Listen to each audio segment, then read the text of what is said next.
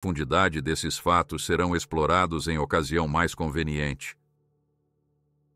Uma noite, Saul enviou seus homens para cercar a casa de Davi e matá-lo pela manhã. Mas Mical descobriu o plano e avisou a Davi. Ela o ajudou a fugir pela janela e colocou uma estátua na cama, coberta com um cobertor e uma cabeça de cabra, para enganar os soldados. Mical salvou a vida de Davi, mas também se separou dele. Ela não sabia se o veria novamente, nem se ele estaria a salvo. Ela ficou sozinha, esperando por notícias dele. Enquanto Davi vivia como um fugitivo, Saul procurava uma forma de enfraquecê-lo. Ele decidiu dar Mical como esposa a outro homem, chamado Paute, filho de Laís. Ele pensou que assim, Davi perderia a esperança e o ânimo de lutar. Mical foi forçada a se casar com Paute, mas ela nunca o amou. Ela sempre guardou no seu coração o amor por Davi e esperava que ele voltasse para buscá-la. Davi não sabia que Mical tinha se casado com outro homem. Ele continuou a fugir de Saul e se refugiou na cidade de Hebrom. Lá, ele se casou com duas mulheres, Ainoã, de Jezreel, e Abigail, de Carmelo. Ainoã era uma mulher simples e fiel, que cuidava da casa e dos filhos. Abigail era uma mulher sábia e corajosa, que salvou a vida de Davi quando ele estava prestes a matar seu marido Nabal, um homem rico e mau. Davi amava Ainoã e Abigail, e elas também o amavam. Elas lhe deram filhos e o apoiaram em sua jornada. Elas eram suas esposas, suas amigas e suas conselheiras. Depois de muitos anos, Saul morreu em uma batalha contra os filisteus e Davi foi ungido rei de Judá. Mas o filho de Saul, Isbosete, foi proclamado rei de Israel pelos seus generais. Assim, começou uma guerra civil entre as duas casas. Davi, então, fez uma proposta a Abner, comandante do exército de Isbosete. Ele disse que só faria aliança com ele se ele lhe devolvesse Mical, sua primeira esposa. Abner aceitou a proposta de Davi e foi buscar Mical na casa de Paute. Paute ficou arrasado e seguiu Mical, chorando, até que Abner o mandou voltar. Mical foi levada de volta a Davi depois de muitos anos. Davi estava ansioso para ver Mical novamente. Ele esperava que ela ainda o amasse e que eles pudessem reatar o seu relacionamento. Mas Mical não estava feliz em ver Davi. Ela estava magoada e ressentida com ele. Ela achava que ele a tinha abandonado e que ele não se importava com ela. Ela também estava com ciúmes das outras esposas de Davi, especialmente de Abigail, que era a sua favorita. Davi ficou triste e decepcionado com a reação de Mical. Ele tentou explicar que ele nunca a esqueceu e que ele sempre lutou para recuperá-la.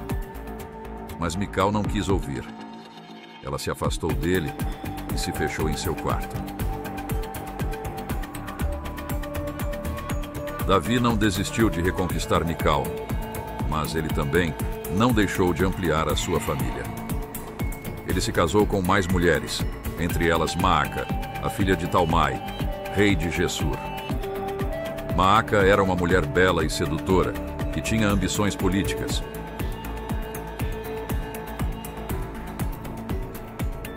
Ela queria que seu filho Absalão fosse o herdeiro do trono de Davi, e estava disposta a fazer qualquer coisa para conseguir isso. Davi se encantou por Maaca, e ela também se aproveitou do seu charme. Ela lhe deu um filho, Absalão, que era o mais bonito de todos os filhos de Davi. Ela também lhe deu uma filha, Tamar, que era a mais bela de todas as filhas de Davi. Maaca tinha planos para os seus filhos. e não se importava com os outros filhos de Davi. Um dia, o meio-irmão de Tamar, Amnon, filho de Davi com Ainoã, se apaixonou por ela.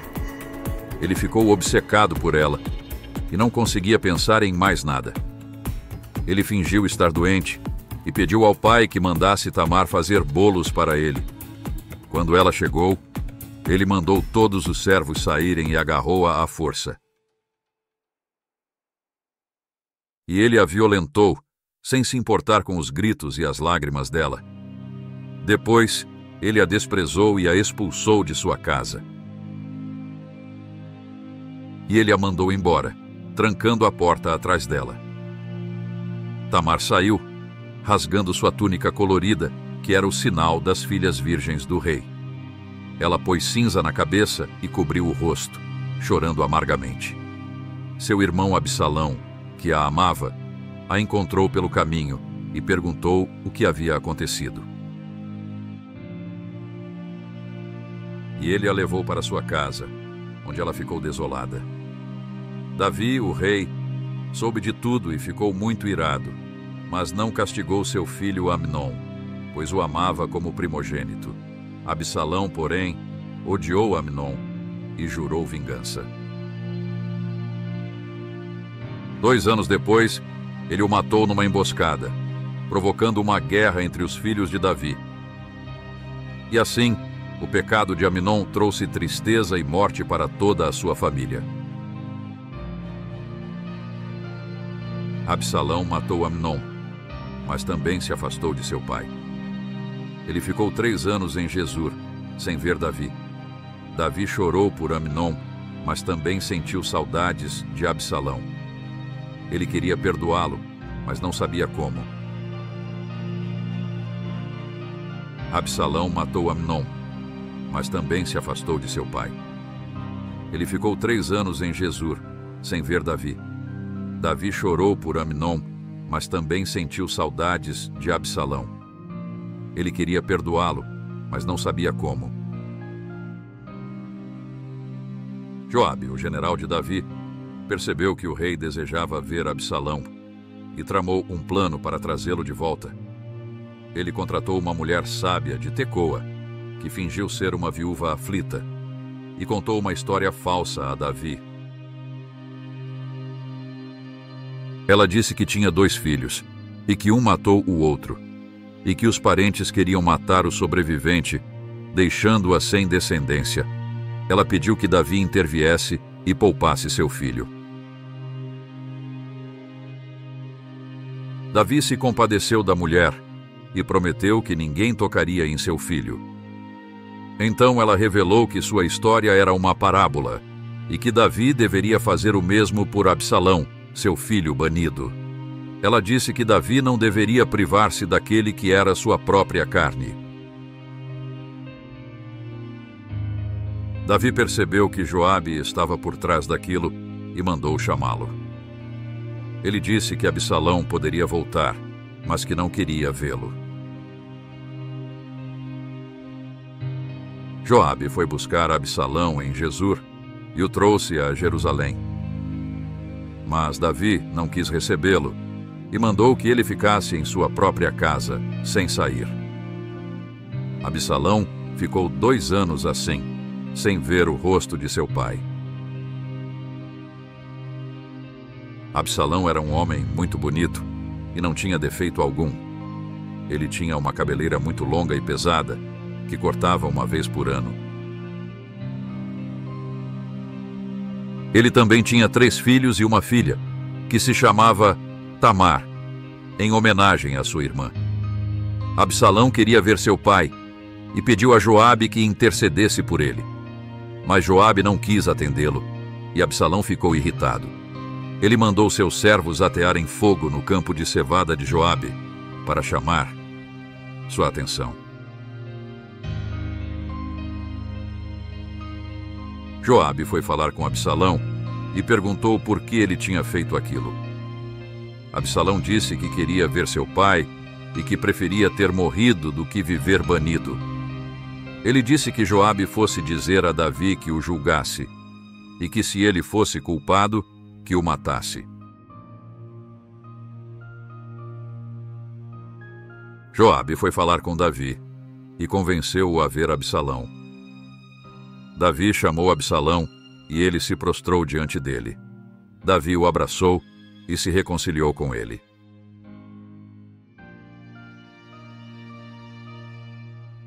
Davi e Absalão se reconciliaram, mas isso não durou muito. Absalão tinha outras intenções em seu coração e logo começou a conspirar contra seu pai.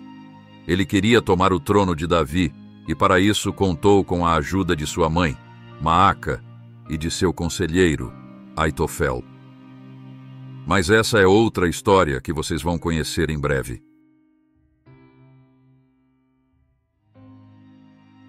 No momento, vamos nos ater a algumas reflexões que podemos tirar, depois de sabermos de todo o ocorrido. Para muitos, a possibilidade de ter várias esposas seria algo benéfico e muitas vezes tentador, se formos falar a partir de uma visão superficial sobre a questão. Mas nem tudo é tão simples assim. Olhando pela história de Davi, sabemos que sua família é grande e que há vários interesses por parte de cada um de seus membros.